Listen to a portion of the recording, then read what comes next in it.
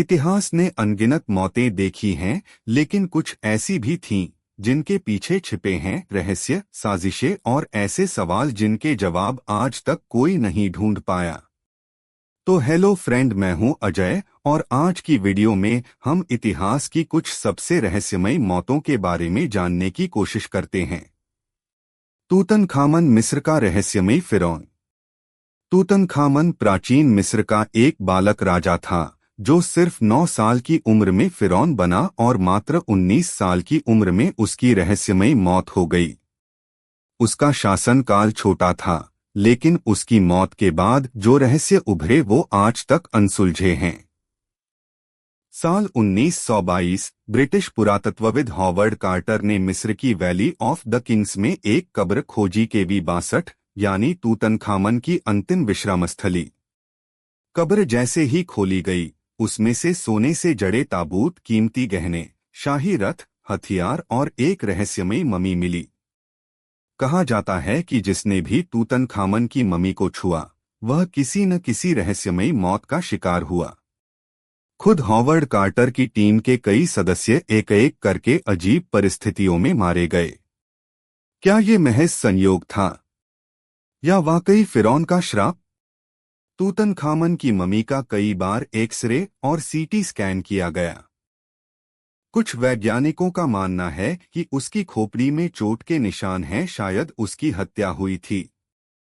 दूसरी थ्योरी के अनुसार उसे मल्टीपल जेनेटिक बीमारियां थीं और शायद इनब्रीडिंग यानी अपने ही खानदान में विवाह के चलते वो शारीरिक रूप से कमजोर था।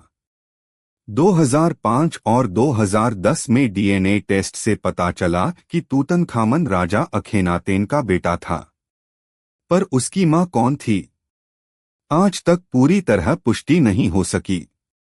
कुछ विशेषज्ञ मानते हैं कि उसकी मां और पिता भाई बहन थे, जो प्राचीन मिस्र में आम बात थी। आज भी तूतनखामन की कब्र और ममी सुरक्षा में रखी गई है, लेकिन उसकी कब्र के आसपास और भी गुप्त कमरे होने की संभावना जताई गई है। क्या वहां और भी रहस्य छुपे हैं? क्या हमें कभी तूतनखामन की मौत की असली वजह पता चलेगी?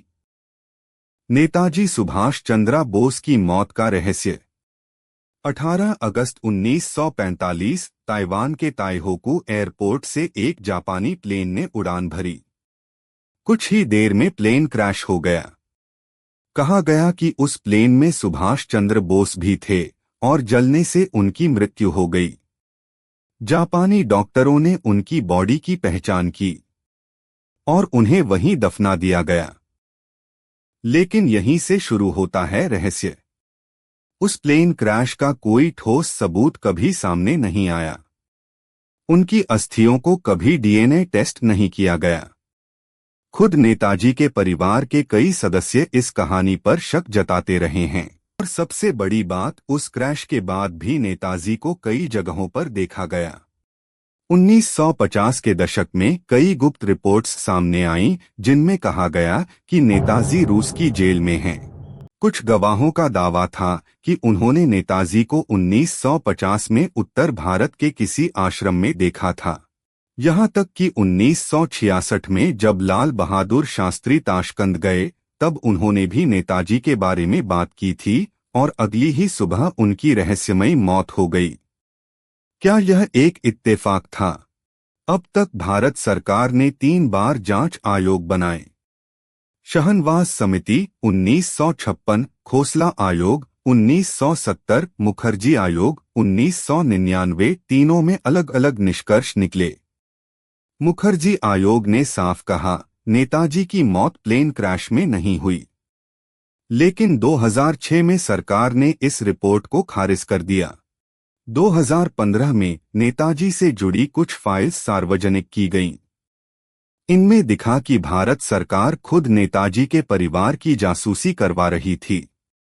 लेकिन सभी फाइलें आज भी सार्वजनिक नहीं हुईं। क्या सरकार कुछ छुपा रही है? क्या नेताजी की मौत का सच जानबूझकर दबा दिया गया? अलेक्जेंडर द ग्रेट की मौत का रहस्य। सिर्फ 32 साल की उम्र में दुनिया जीतने वाला सिकंदर अचानक बीमार पड़ा और मर गया। लेकिन ना तो कोई चोट थी, ना जहर का सबूत। कुछ इतिहासकार मानते हैं उसे उसके ही साथियों ने मार डाला। तो क्या ये एक राजनीतिक हत्या थी? लाल बहादुर शास्त्री, रहस्यमयी ताशकंद की रात। भारत के दूसरे प्रधानमंत्री शास्त्री जी की मौत ताशकंद में अचानक हार्ट अटैक से बताई गई, लेकिन उनके शरीर पर नीले निशान थे।